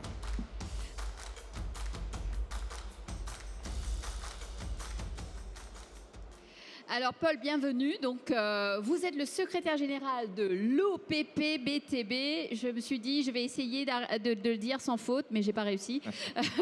Voilà, donc c'est l'organisme professionnel de prévention du bâtiment et des travaux publics. En tout cas, bienvenue. Donc vous avez un peu eu l'occasion d'écouter nos différents intervenants sur les sujets donc de la data, de l'IA, et la sécurité reste quand même quelque chose de très très important, surtout dans ce secteur du bâtiment. Donc votre priorité en tout cas est de prévenir les accidents de travail et les maladies dans le secteur de BTP. Donc peut-être rappelez-nous comment est-ce qu'on utilise justement, comment vous en tout cas vous utilisez de la data pour prévenir les accidents. Bien, bon, donc bonjour à toutes et à tous. Un petit mot peut-être d'abord pour rappeler qui nous sommes et ce que nous faisons. Hein. Nous sommes un organisme paritaire des branches bâtiments et travaux publics. Hein. Nous existons cette année depuis 75 ans. Et notre mission fondamentale, c'est d'accompagner les entreprises, hein, d'identifier, de faire la promotion de solutions efficaces, adaptées en prévention pour faciliter l'exécution opérationnelle sur les chantiers. Nous avons aussi des missions d'expertise. Hein. Nous sommes aussi un centre de ressources de nos branches. Hein. Et récemment, l'épisode Covid a montré aussi l'intérêt d'un tel outil, parce que ça a permis finalement à nos branches bâtiments et travaux publics d'avoir d'abord des directives uniques, claires, rapides, et finalement des guides sur comment agir sur les chantiers qui ont permis au BTP globalement d'être la branche qui a repris l'activité le plus vite. Alors le digital dans notre activité, moi je le dis pour l'OPP-BTP, c'est une opportunité historique, hein, puisque notre métier fondamentalement c'est la promotion. Nous avons 220 000 entreprises adhérentes. Idéalement, il faudrait pouvoir s'adresser à 1 500 000 salariés. Autant le digital nous permet d'espérer joindre tout le monde, autant précédemment, c'était mission quasi impossible. Hein. Envoyer un courrier aux entreprises coûte encore 100 000 euros. Avec 100 000 euros, on fait beaucoup de clics, on fait beaucoup de campagnes digitales. Et le digital en promotion est un outil extrêmement puissant, extrêmement efficace. Hein. L'été dernier, nous avons fait une petite campagne sur les réseaux sociaux, sur les travaux en hauteur. Ça a généré plus de 250 000 visites sur le site internet de l'OPP, donc dont on peut avoir le soupçon que ce sont des entreprises qui, sollicitées sur le sujet, viennent se renseigner, chercher des solutions à mettre en œuvre ensuite sur leur chantier. Alors quand on parle de data en santé et sécurité, il y a des datas anciennes dans notre secteur. Ce sont les statistiques d'accidents de la Caisse nationale d'assurance maladie. Alors ce n'est pas de la data très dynamique, parce qu'en général, elles sont publiées presque 1 an et demi après la survenance des accidents, mais ça donne quand même un guide effectivement sur les causes principales, les secteurs prioritaires. Maintenant, pour nous, parce que dans les services que nous apportons à l'entreprise, nous cherchons à développer de plus en plus finalement de l'aide que je pourrais appeler automatisée des entreprises, et de l'aide intelligente automatisée. Et donc, nous recueillons de la data sur les entreprises, sur les personnes qui viennent sur le site, pour identifier leur profil, leurs préoccupations, et en fonction de ça, de pousser de l'information qui est a priori utile dans l'activité dans laquelle ils sont. Alors, on a eu l'occasion d'écouter Quentin, d'écouter Hubert et Nicolas sur les sujets de l'utilisation de la data et de l'IA. Est-ce que vous, aujourd'hui, qu'est-ce que vous voyez sur le terrain? Est-ce que vous voyez des exemples de chantiers ou dans d'autres activités qui sont devenues un peu moins finalement accidentogènes, si je puis dire, depuis justement l'utilisation de la data et du digital? Alors, d'abord un petit rappel pour dire que la data sur le chantier, il y en a de plus en plus, multiforme. Il y a de la data qui commence même avant le chantier, tout ce qui sera relevé topographique, ainsi de suite. C'est très développé. Il y a des logiciels de suivi d'avancement de chantier, de levée des réserves. On a de plus en plus d'équipements, voire de matériel, qui ont des capteurs intégrés et qui donc permettent de mettre de la data à disposition des entreprises, des équipes pour gérer effectivement leurs performances. Et puis bien entendu, il y a le BIM, qui est en théorie, en tout cas, un outil extrêmement puissant, extrêmement complet, pour effectivement prévenir l'ensemble des risques, puisque le BIM, utilisé pleinement, doit permettre de faire le séquençage, la prévision de l'ensemble de l'opération, l'identification à l'avance des sources de risques éventuelles, et donc la mise en place des solutions. Alors, comme exemple concret sur les chantiers, on en a un certain nombre. Peut-être qu'un des plus anciens, un des plus répandus, ce sont les capteurs de recul sur les engins et sur les camions. Ça nous semble être bateau aujourd'hui, mais de fait, c'est de la data qui génère donc un signal. Ça s'est enrichi ces derniers temps avec des interfaces sur des gilets portés par les personnels, par exemple.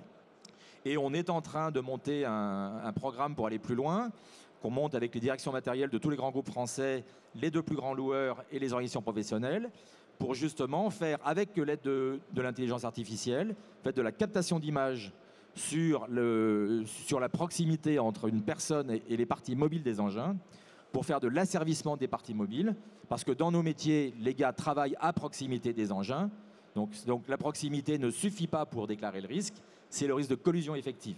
Donc là, data, intelligence artificielle sont nécessaires pour aller plus loin. Après, on a plein d'autres exemples.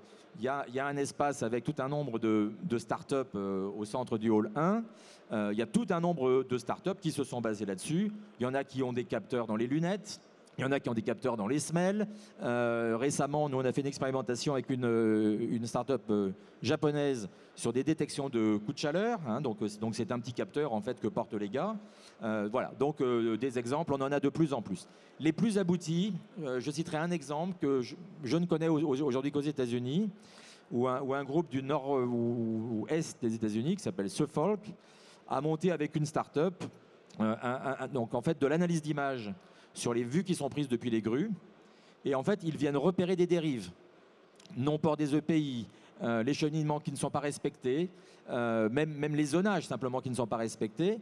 Et en ayant identifié que quand on commence à voir des dérives, en fait, on peut envoyer une alerte aux équipes pour leur dire « Attention, vous sortez de votre discipline de bonne gestion et donc vous allez vous mettre en risque ». Mais pour rester justement sur ce sujet de capteurs, on en parlait tout à l'heure avec Nicolas quand il a pris l'exemple justement tout ce qui est la complexité qu'il y a autour. Mais sans parler de cette complexité, si on parle du prix, ça a un coût. Donc tous ces outils digitaux, ces capteurs, donc finalement la prévention de risque a un coût. Comment est-ce que les entreprises, en tout cas d'une petite taille, qui ne sont peut-être c'est pas à leur portée, mais bon, même si la sécurité est l'affaire de tous. Donc quel retour sur investissement peut-on espérer de manière concrète? Écoutez, moi je ne crois pas qu'il soit possible de calculer un retour sur investissement. On ne connaît même pas le montant d'investissement. Ce que l'on peut voir, c'est que dans un certain nombre d'applicatifs, et je commencerai par un certain nombre de matériels, si je prends même tout ce qui est manu portable, plusieurs grandes marques proposent des équipements qui sont déjà bardés de capteurs de data et d'intelligence artificielle, qui permettent une gestion différente de l'équipement, qui permettent de garantir une performance de chantier supérieure, plus en sécurité, Et manifestement, ces marques-là n'ont pas de difficulté à vendre leurs produits. Après, moi, j'invite à regarder les choses un petit peu différemment. Moi j'ai une phrase que j'aime bien utiliser, c'est dire qu'un chantier bien mené en prévention est un chantier bien mené en production. L'enjeu principal, c'est l'enjeu de la performance globale du chantier. Et la prévention en est un des leviers. Bon, si on regarde en France, on a un chiffre d'affaires général du BTP de l'ordre de 250 milliards d'euros par an. Le coût des accidents du travail, le coût direct, donc remboursé par l'assurance maladie, c'est à peu près 1,2 milliard. Mais on estime que le coût total, c'est 3 à 4 fois plus. Donc on va dire aux alentours de 5 milliards. Donc 5 milliards, c'est déjà 2%, hein, ce qui donne un peu de marge. Mais ce qu'il faut se dire surtout, c'est que avec 1% de gain par rapport à ces 250 milliards, ça génère donc de la capacité d'investissement qui se chiffre tout de suite en milliards. Donc moi, je n'ai aucun doute sur le fait qu'on a les marges de manœuvre pour effectivement permettre à toutes ces nouveautés de trouver leur place et d'apporter effectivement du gain, de la productivité, de la prévention en plus aux entreprises. Alors, est-ce qu'on est parti pour voir de la data sur tous les chantiers qu'on voit, ça va devenir un peu mainstream? C'est quelque chose qu'on peut s'imaginer? Parce que, bon, aujourd'hui, est-ce que les chantiers qui utilisent de la data sont minoritaires? Oui, écoutez, moi, je n'ai pas de boule de cristal, donc je ne saurais pas vous dire quand est-ce que la data va arriver où. Personnellement, je pense que ça va arriver de façon extrêmement diverses, hein, de différentes façons, avant d'avoir une vision intégrée du chantier pilotée par la data. On le voit un petit peu sur certains très grands chantiers menés par des très grands groupes. Hein.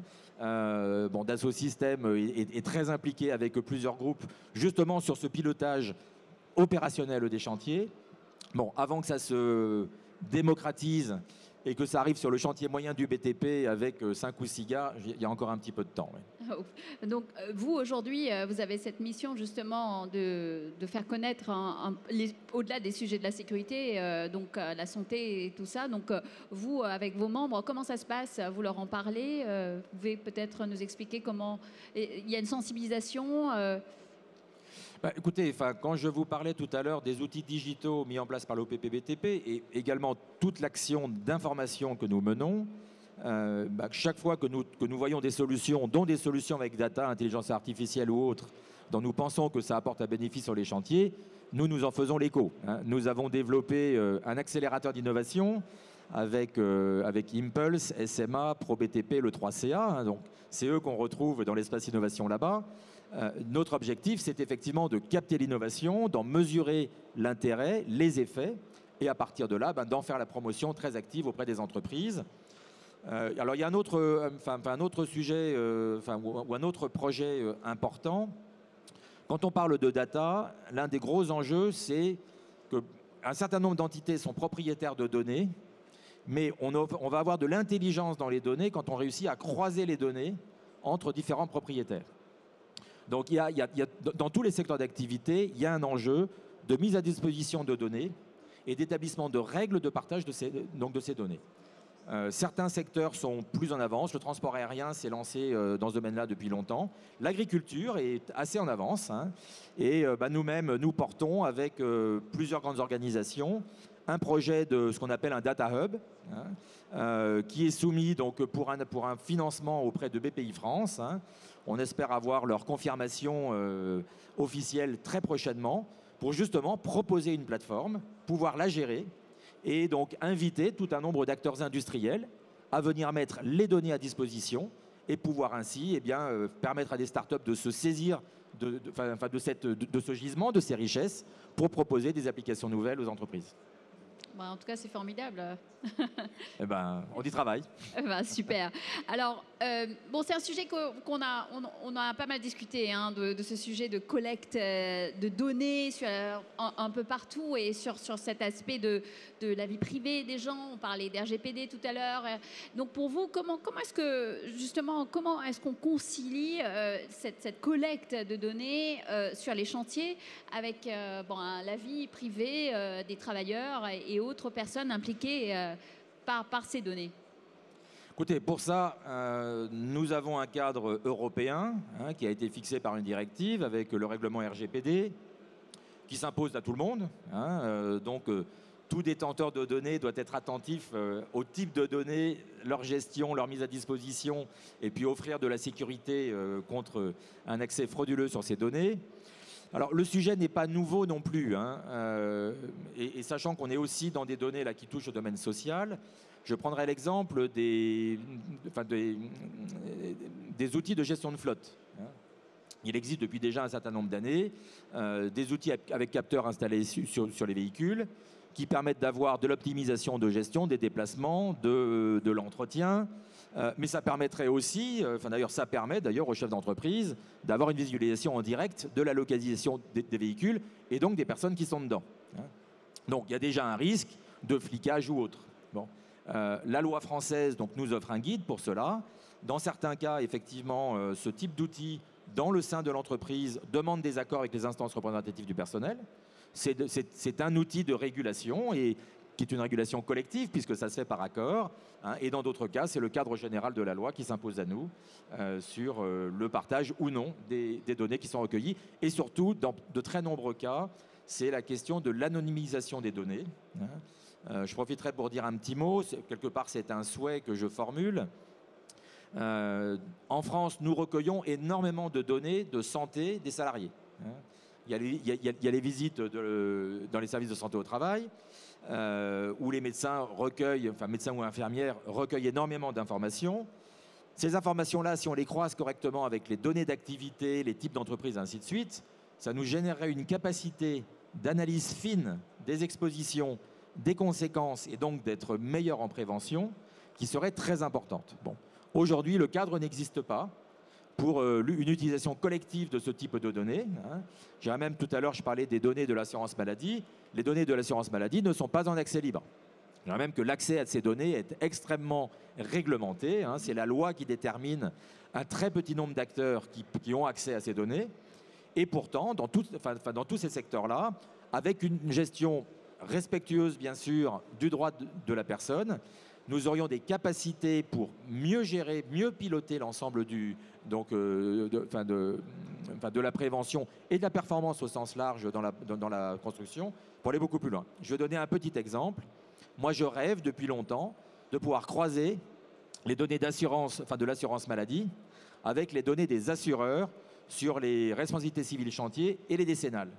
L'enjeu est de montrer, parce que nous sommes tous convaincus, les grands groupes le sont également à partir de l'expérience propre, nous sommes tous convaincus de la corrélation entre la bonne gestion en prévention d'un chantier et la bonne gestion opérationnelle. Coût, qualité, délai. On a besoin de pousser cette démonstration plus loin, et si on pouvait accéder à ces données-là et les croiser, ça permettrait d'apporter des argumentaires complémentaires pour conforter chaque chef d'entreprise, chaque salarié, que quand il pense à la prévention en priorité, il remplit ses objectifs de production en priorité aussi. Alors, quels sont les freins aujourd'hui qui nous empêchent justement de le faire ? Aujourd'hui, ils sont de différentes natures. On a eu une réforme des services de santé au travail récemment qui n'a pas mis la question des données comme une priorité.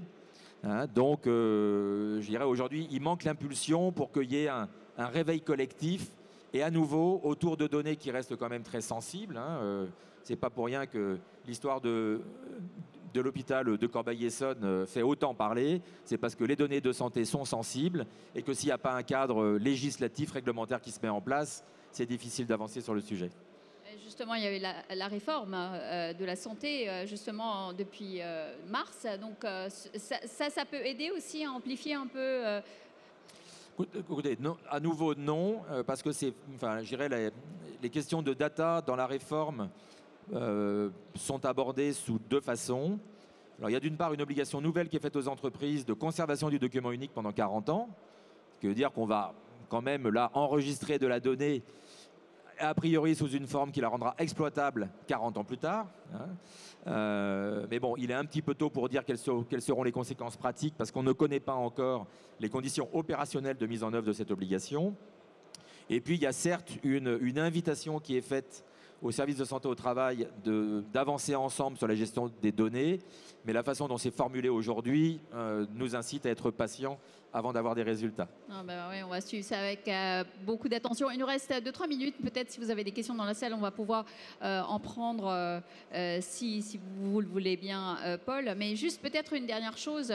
Est-ce que justement le lien entre la prévention et la performance économique, vous le voyez, hein, vous travaillez avec pas mal d'acteurs, donc quelquefois c'est difficile de l'expliquer, hein, le lien entre la prévention, on va dire la prévention ça coûte du temps, de l'énergie, de l'argent, et finalement si on peut prouver que justement qu'il y a un vrai lien et que c'est corrélé, et ça va peut-être encourager plus les entrepreneurs à faire de la prévention, même si ça coûte quand même de l'énergie et du temps et de l'argent.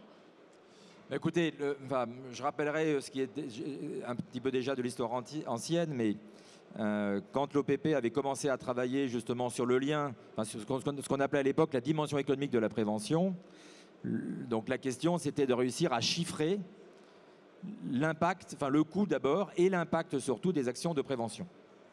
Et à l'époque, nous avions travaillé avec une petite trentaine d'entreprises. Dans la moitié d'entre elles à peu près, on avait dû mettre en place les outils de la comptabilité analytique pour pouvoir effectivement rentrer dans cette logique de calcul de coûts. Qui dit comptabilité analytique, calcul des coûts, dit data.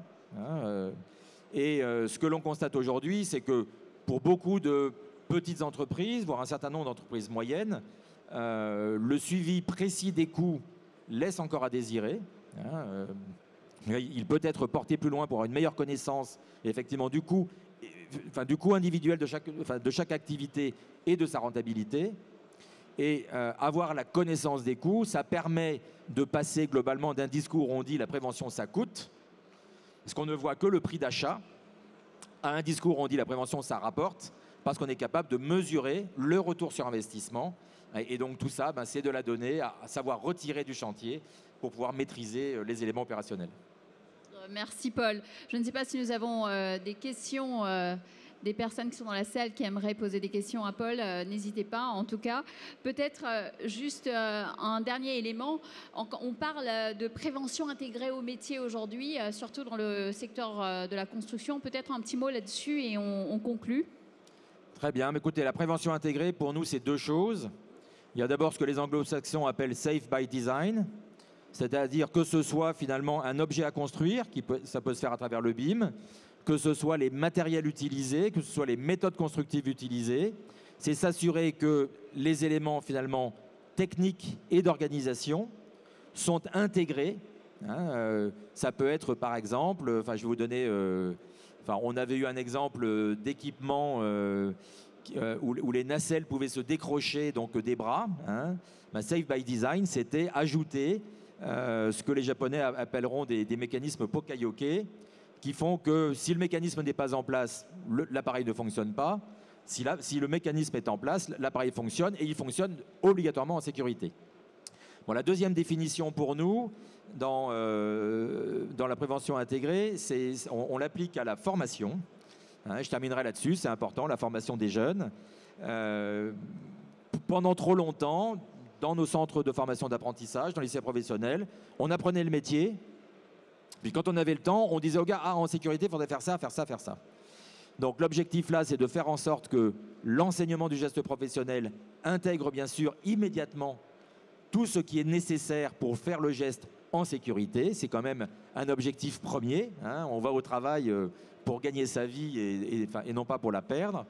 Et parmi les actions, je dirais, un petit peu importantes, nous avons contribué, avec l'Éducation nationale, à changer la classification des savoirs en prévention. Avant, ça s'appelait des savoirs associés. Maintenant, ce sont des compétences clés, ce qui permet de garantir, donc c'est de l'intégration, ce qui permet de garantir que tous les enseignants, effectivement, portent les questions de prévention automatiquement quand ils parlent du métier. Formidable. En tout cas, merci Paul, merci d'avoir été avec nous. Vous pouvez l'applaudir, merci beaucoup. Voilà, donc nous arrivons à la fin des Batitalks et on se retrouve demain pour parler d'efficacité et de sobriété énergétique. Merci à tous et rendez-vous demain à 11h. Merci encore Paul.